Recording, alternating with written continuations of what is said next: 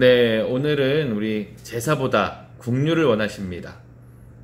제사보다 국류를 원하십니다. 라는 그런 말씀으로 주제를 가지고 함께 말씀을 나누도록 하겠습니다. 자, 오늘 우리가 1절부터 13절까지 말씀을 함께 봤는데, 그 말씀에 대한 그 내용을 요약하면 이렇습니다. 자, 예수님께서 중풍병자를 데리고 온 이들의 믿음을 보시고, 자, 중풍병자에게 죄사함을 선포하십니다. 이에 이제 서기관들이 예수님께 이제 신성모독으로 여기고 중풍병자를 고치심으로 죄사함의 능력을 보인 것에 대한 비판을 하죠. 그 다음에 이제 예수님께서 마태의 집에서 세리와 죄인들과 함께 음식을 잡수십니다. 그리고 예수님께서는 말씀하시기를 의인이 아닌 죄인을 부르러 왔다라는 그런 말씀이 오늘 우리가 읽었던 본문의 말씀의 주 내용입니다. 자, 먼저 이제 중풍병자를 이제 고치십니다. 그렇죠? 자, 중풍병자를 고치시는데 문제는 이거였어요. 문제는 죄에 대한 사함, 내 죄를 사하였다라는 예수님의 그 선포가 바리새인들을 통하여서 이제 비난을 하게끔 하는 거였거든요. 그러니까 예수님께서 일부러 하신 말씀이죠. 그러니까 다른 병 고침처럼 뭐 이렇게 말씀으로 아니면 손을 대셔가지고 충분히 이제 중풍병자의 그 중풍병을 고치실 수 있으십니다. 그런데 예수님께서 특별한 목적을 가지시고 오늘 이 본문의 말씀에서는 내 죄사함을 받았느니라 라는 그 죄사함에 대한 것을 지적하고 선포하시고 말씀하시죠. 먼저 여러분들 이제 제가 어떤 책을 읽다 보니까 이런 그 문구가 있었어요. 인생의 모든 문제는 본질적으로 죄로 인한 열매입니다 라고 말하더라고요. 다시 한번 말씀을 드리면 인생의 모든 문제는 본질적으로 죄로 인한 열매입니다. 자, 우리 인생에 문제가 뭐가 있을까요? 먼저는 우리 건강이죠. 우리의 몸의 질병, 또 몸의 아픔, 그리고 뭐 우리가 세상에서 나오는 문제들 하면 뭐 사회적인 관계, 또 어떤 어려움, 뭐 아마 수도 없이 많을 겁니다. 한번 이제 생각을 해봤습니다. 과연 진짜 죄가 문제인가? 죄가 우리 모든 인생의 문제의 근원인가를 한번 생각을 해봤습니다. 한번 여러분들 우리가 말씀 속으로 들어가 보면 창세기 보면 당연히 그렇죠. 아담과 하와가 죄를 짓지 않고 우리가 하나님이 만들어 놓으신 에덴 동산에서 하나님의 사랑의 목적에 따라서 계속 에덴 동산에서 지냈다면 어땠을까? 라는 겁니다. 아마 우리가 상상할 수 없을 만큼 이 하나님께서 창조하신 인간 아담과 하와는 굉장히 신비적인 존재고 불멸의 존재였고 천사보다 더 뛰어나며 천사보다 더 위에 있었던 그런 존재라고 표현을 합니다. 그렇게 치면 아담과 하와가 죄를 짓지 않았다면 우리의 질병의 문제, 고통의 문제, 아픔의 문제, 여러분들 이 모든 것들이 없었을 거라는 것이죠. 여러분 아담과 하와의 죄는 그렇다 치죠.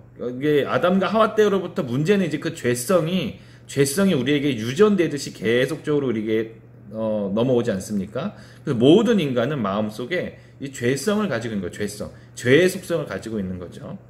이 죄의 속성이 무엇이 있죠? 교만이라는 것이 있죠. 그리고 탐욕이라는 것이 있습니다. 아마 우리가 죄를 지적할 때, 성경에서 죄를 지적할 때도 이 교만과 탐욕이 가장 많이 나올 거예요. 자, 여러분들 과식하는 거, 또 우리가 과욕을 부르는 거죠. 과욕을 부리는 거. 여러분들 음식도 그렇고 일하는 것도 그렇고 우리가 과욕을 부리면 우리의 몸을 망칩니다. 우리의 몸을 망쳐요. 그래서 제가 요즘에 그 젊다라고 해야 될까, 중년층 분들을 보면 좀 걱정이 많이 되는 거예요. 요즘에는요, 한 개의 직장을 하시는 분보다 본업을 가지고 있고 그 직장이 끝나고 본업의 직장이 끝나고 난 다음에 또 알바식으로 아르바이트식으로 일하는 분들이 참 많습니다. 그래서 제가 새벽기도 나오려고 하면은 저녁 때도 그렇고 꼭 자기 승용차를 가지고 배달하시는 분들도 많이 봐요. 제가 이제 그분들을 볼 때마다 그런 생각이 들어요. 저렇게 몸을 혹사하면 과연 나중에 몸이 버틸 수 있을까? 물론 이제 생활의 필요함 때문에 그런 거지만 여러분들 일하는 것도요, 과욕을 부리면 우리의 몸이 버티지 못하는 거죠. 또 여러분들 우리가 교만이라는 것이, 인간은요 굉장히 교만해요. 그래서 문명이라는 이름, 과학이라는 이름으로 이 교만을 표출하거든요. 성경상에서도 여러분들 바벨탑을 보세요. 바벨탑. 창세기에 나오는 바벨탑 사건을 보면요. 그 당시에 우리가 셀 수도 없는 그 오래전의 시기에 사람들이 그 높은 하늘을 향하여 탑을 쌓는다는 것은 굉장한 기술력을 가지고 있는 거예요. 문명을 가지고 있었던 거예요. 우리가 상상하지 못한 지혜와 문명과 과학을 그들은 가지고 있어서 하늘 높이 탑을 쌓으려고 했던 것이 바벨탑이거든요. 어쩌보면 이 바벨탑은요, 과학과 문명의 그런 산물인데 이게 교만이 들어가서 그래요. 우리가 하나님과 같이 높아지자라는 것이죠. 여러분들, 우리가 과학이 발전하고 문명이 발전할수록 우리가 사는 세상이 어때요? 더 좋아지고 있습니까? 솔직히 객관적으로 보면 그렇지가 않죠. 지구온난화의 문제, 자연이 파괴되고 있잖아요. 과학을 발전하고 문명을 발전시킨다는 그런 이름하에 자연을 훼손하니까 지구온난화가 발생하고, 지구온난화라든지 자연이 파괴되니까 어떤 것이 나오죠? 예전 없었던 새로운 질병들이 막 나오기 시작하는 거예요. 지금 우리가 겪고 있는 코로나도 마찬가지라는 겁니다. 자연에 대한 잘못된 우리 인식과 교만과 파괴가 이런 질병들을 우리에게 가지고 오는 것이죠. 제가 이제 그 인터넷 뉴스를 보니까 아마존 있죠, 아마존. 아마존이 보면 강도 많고 완전히 그 습지대 되나요? 그래서 우리 지구의 폐와 같은 역할을 하고 있었다 그래요. 그런데 이제 아마존도 많이 훼손되고 우리 지구에서 배출되는 그 공해, 그런 가스라는 것, 그것이 너무 많아서 이제 아마존으로도 감당이 안 된다는 것. 그러니까 자연이 그만큼 많이 훼손됐다는 것이죠. 여러분들, 이렇게 보면 우리 죄, 탐욕과 교만의 문제는요, 맞는 것 같아요. 우리 인생의 모든 문제의 근원인 것 같아요. 질병이라든지, 우리 육체의 연약한 고통이라든지, 자연을 파괴해서 우리의 삶을 어렵게 만들고 우리의 삶을 힘들게 만드는 그 모든 것들의 근원이 죄라는 것을 인정하게 되더라고요. 그렇게 보면 여러분들, 오늘 예수님께서 이 중풍병자에게 네 죄사함을 받았느니라는 것은 이상한 것이 아닙니다. 어쩌면 이 중풍병자도 이 중풍병이 걸린 게 많은 이유가 있을 거예요. 많은 이유가 있었을 것입니다. 뭐 부모님으로부터 내려왔던 유전적인 것들, 아니면 뭔가 환경적이었던 것들, 아니면 자기 관리를 못해서 그랬던 것들, 물론 여러분들이 많은 요소가 있겠지만 그 모든 것들 안에는 우리의 인간의 죄성이라는 그 죄라는 요소가 들어가 있다는 것이죠. 그래서 예수님께서 중풍병자를 치유하실 때에 내 죄 사함을 받았느니라 라는 이 선포는 이가 가지고 있는 완전히 모든 문제의 근원에 대해서 지금 치유해 주신 겁니다. 삶의 문제에 대한 근원에 대한 치유라는 것이죠. 여러분들, 우리가 예수님을 믿고 그리스도인이 되고 구원을 받았잖아요. 구원의 감격. 여러분들, 우리가 예수님을 믿기 때문에, 예수님의 제자이기 때문에 정말 누리는 행복이 있습니다. 그것은 뭐냐면 우리가 구원을 받았다는 것이고 우리는 사랑을 받고 있는 주님의 자녀라는 것이죠. 이 모든 것들의 시작은 죄 사함으로부터 시작이죠. 예수 그리스도의 보혈의 피로 우리가 죄 사함을 받았습니다. 죄 사함을 받고 나니까 예수님의 자녀로, 또한 주님의 제자로, 주의 백성으로 살아갈 수 있는 것이죠.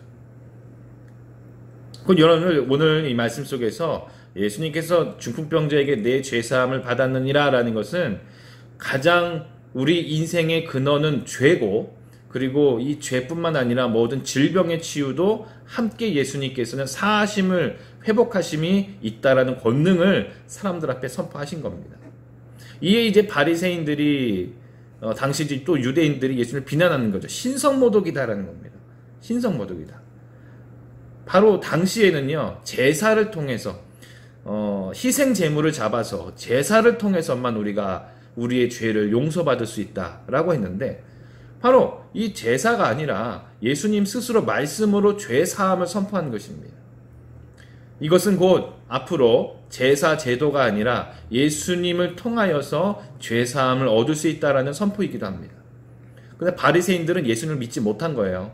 예수님을 구원자로 보지 않았고요, 예수님을 메시아로 보지 않았습니다. 하지만 중풍병자는요, 예수님을 메시아로 받고 예수님을 메시아로 믿었습니다. 구원자로 믿기 때문에 그 믿음으로 죄사함을 얻고, 또한 그와 함께 중풍병이라는 그런 병도, 질병도 치유함을 얻게 되는 것이죠. 그리고 여러분들, 우리가 죄에 대한 문제에는 항상 주님 앞에 회개함과 용서함을 얻는 그런 은혜를 매일매일 누려야 됩니다. 그래서 제가 이제 예전에 제가 어릴 때도 우리 어른들이 교회에서 항상 기도했던 문구가 생각나요. 이게 뭐 회개에 대한 기도를 하시면서 내가 알게 모르게 지은 죄, 또 내가 부지 중에 지은 죄, 여러분들 많이 썼잖아요. 기억하실 겁니다. 근데 요즘에 젊은 사람들이 이걸 몰라요. 회개를 잘 안 하니까 참 안타깝죠. 그러니까 우리가 회개에 대한 문제는 다시 한번 중요성을 인식하고 우리의 매일매일 우리가 알게 모르게 지은 죄를 가지고 주님 앞에 나아가야 되는 자세가 필요한 것입니다. 또한 우리가 오늘 중풍병자의 그 자세를 보면서 좀 우리가 배울 게 있습니다. 자, 보면 이 중풍병자의 삶을 보면 그 삶의 환난과 고난이 있을 때 주님 앞에 나아가는 것조차 힘들 때가 있습니다. 아마 이제 이해하시는 분도 있을 거예요. 내 삶 속에서 어떤 질병이나 고통이나 아픔이 있어가지고 너무 고통스럽고 힘든데 주님 앞에 나아가는 것조차 너무 힘들 때가 있어요. 오늘 보면 중풍병자가 이제 침상에 누운 채 사람들에게 들려 나옵니다. 이 말은 뭐냐면 중풍병이요, 아주 중증이었다는 거예요. 혼자 걷지 못하고 혼자 이동하지 못하는 중증이었던 것이죠. 저도 보면 이제 저희 외할머니가 중풍병을 앓으셨어요.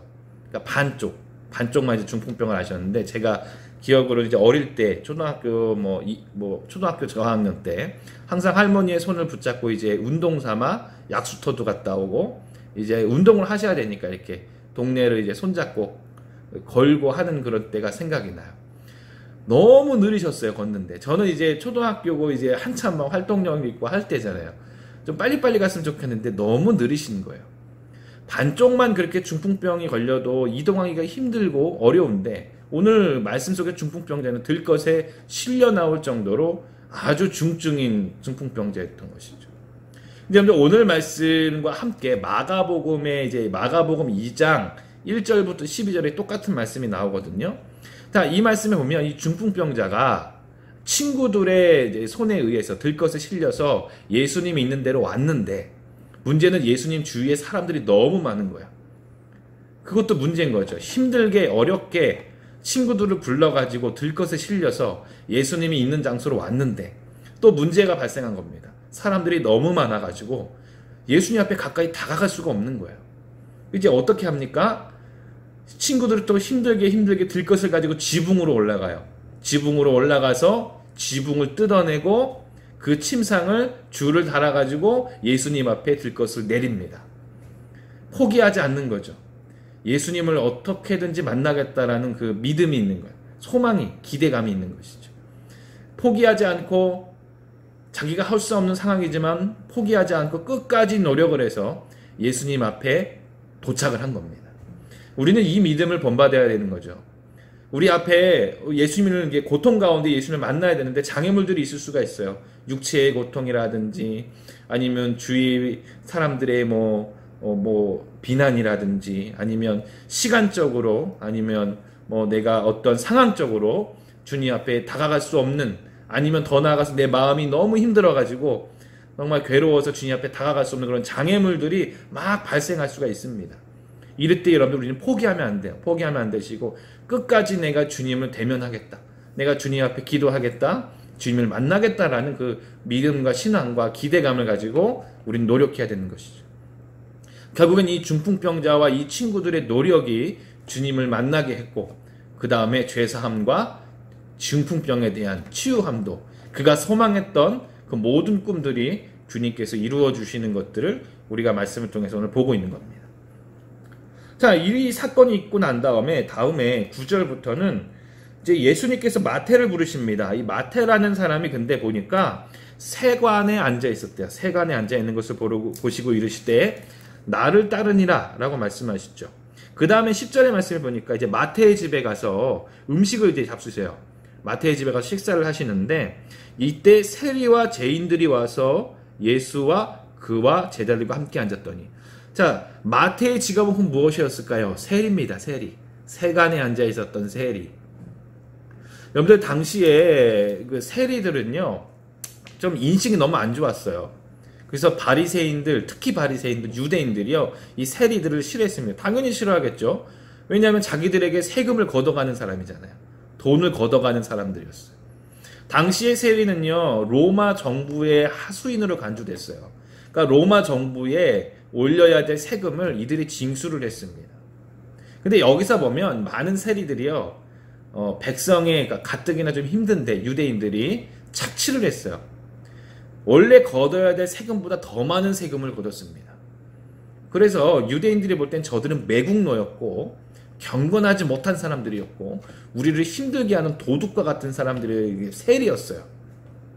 물론 여러분들 이 당시 세리도 양심적인 세리가 있었겠죠. 그러나 대부분의 세리들이 그렇게 나쁜 일을 했던 것이죠. 그래서 바리새인들은요, 이 세리들과 또 유대인들은 이 세리들과 상종도 하지 않고 죄인 취급을 했습니다. 그래서 오늘 예수님께서 마태를 부르시고 마태의 집에서 음식을 잡수시는데 세리들이 와 있는 거예요. 마태의 친구들이겠죠. 마태의 지인들이었을 겁니다. 그러니까 이 유대인들이 볼 때 예수님께서 왜 세리와 죄인들과 함께 하느냐, 저 매국노들과 저 죄인들과 왜 함께 하느냐라는 것이죠. 비난하는 겁니다. 예수를 비난하는 것이죠. 이때 예수님께서 이런 말씀을 하시죠. 건강한 자에게는 의사가 쓸데없고 병든 자에게라야 쓸데가 있느니라. 자, 여기서 보면 예수님께서 세리들과 죄인들을 옹호하시고 편드는 거 아니에요. 절대 아닙니다. 표현을 보시면 지금 세리와 죄인들을 향하여 지금 말씀하시죠. 병든 자다. 병든 자다라는 겁니다. 그러니까 때가 묻은 거예요. 죄의 때가 묻어있는 치유함을 받아야 될 사람들이라는 것이죠. 그래서 예수님은 이 말씀 하신 겁니다. 그 뒤에 너희는 가서 내가 국류를 원하고 제사를 원하지 아니하노라 하신 뜻이 무엇인지 배우라. 나는 의인을 부르러 온 것이 아니요 죄인을 부르러 왔노라 하시니라. 예수님의 사역의 목적입니다. 바로 죄인을 불러서 그들을 죄사함을 하고 치유하시는 거예요. 그래서 병든 자에게라야 의사가 필요한 것이죠. 예수님이 보실 때는요, 바리새인들도 유대인들도 이 세리들도 다 병든 자들이고 다 죄인들입니다. 다 예수님이 필요하고 예수님의 치유함을 필요한데 바리새인들은 자기들 스스로 나는 건강한 자라고 이야기하는 거죠. 나는 의인이라고 얘기하는 겁니다. 예수님이 보실 때는 병든 자고, 그러니까 이 마태, 세리 마태와 같이 많은 이들이 말하는 죄인들과 같이 똑같이 병든 자고 죄인인데 이 바리새인들은 또 다른 유대인들은 나는 건강하고 나는 의인이라고 이야기하는 거예요. 그러니까 의사이신 예수님이 와도 영접하지 못하는 거죠. 그래서 여러분들 우리가 우리의 삶 속에서 예수님을 절실하게 느끼고 예수님의 필요성과 예수님이 함께 하심에 대한 사모함을 많이 갖고 싶다면 우리 자신에 대한 연약함과 우리가 죄된 모습이 있기 때문에 예수님이 얼마나 우리에게 필요한가를 깨달아야 되는 것이죠. 그래서 예수님은요, 이 마태와 이 세리들과 함께 음식을 잡수시는 이유도요, 말씀을 선포하셔가지고 그들을 깨우쳐 주시고 그들을 회개케 하시고 그들을 치유하시길 원하시는 겁니다. 그래서 예수님께서 나는 국류를 원하고 제사를 원치 않는다는 것은 이 바리새인들을 향하여 너희가 제사만 백날 드리면 뭐하냐는 것이죠. 지금 우리 말로 하면은 백날 예배만 드리면 뭐하냐는 것이죠. 바로 국률이 필요한 자들, 예수님을 모르는 자들, 지금 고통 가운데 있는 자들, 지금 아픔 가운데 있는 자들, 그 사람들에게 찾아가서 예수님의 복음을 증거하고 사랑을 전달하고 그들을 회복시키고 그들의 죄사함을 주님 앞에 얻게 하게끔 해야 되는데 이 바리새인들을 보면 제사만 드리고 나는 의인이다 그러는 겁니다. 예수님의 뜻을 행하지도 않고 예수님의 뜻을 따르지도 않는 것이죠. 곧 예수님께서는 이 바리새인들을 향하여 너희가 죄인이라고 손가락질하는 저들을 향하여 나는 국류를 원한다는 것이죠. 국률이라는 것은 사랑의 마음이고요. 그 사람을 안쓰럽게 여기는 것이고요. 그 사람을 선한 길로 좋은 길로 인도하고자 하는 그 사랑의 마음이라는 것입니다. 오늘 보면 예수님께서는 중풍병자에도 국률의 마음을 보신 거예요. 우리 모든 인간을 보실 때 국률의 마음을 보시는 겁니다. 그래서 우리의 죄를 사하여 주실 수 있는 것이죠. 공의와 심판의 마음만 있으시면 진작에 모든 인류는 아마 다 그 죄 때문에 심판을 받아 죽었을 겁니다. 예수님께서는 이 국률의 마음이 있으시기에 우리를 용서하시고 우리를 사랑하시고 우리를 채워주시는 겁니다. 우리 오늘 말씀을 잘 기억하시기 바랍니다. 요약하면 그렇습니다. 예수님께서는 죄사함의 능력이 있으십니다. 오직 예수님만 죄사함의 능력이 있으십니다. 죄는 우리 모든 인생의 근원적인 문제가 됩니다. 만약에 우리가 예수님 앞에서 이 죄 문제를 해결한다면 우리의 마음은 물론이요, 우리의 영혼과 우리의 육체까지도 주님께서는 분명히 치유해 주실 줄로 믿습니다. 또한 우리는 이 중풍병자처럼 포기하지 않는, 예수님께 다가가는데 포기하지 않는 신앙을 가져야 됩니다. 그리고 마지막으로 이 마태에게 말씀하신 것처럼, 바리새인들에게 말씀하신 것처럼 예수님께서는요, 긍휼을 원하십니다. 우리가 죄사함을 받고 주님의 제자가 됐다면 우리의 가족부터, 내 옆에 있는 사랑하는 사람들부터 시작해서 내 주위에 있는 많은 사람들을 사랑으로 품으시고 예수님의 긍휼을 실천하시는 우리 성도님 되시기를 주의 이름으로 축복합니다. 아멘.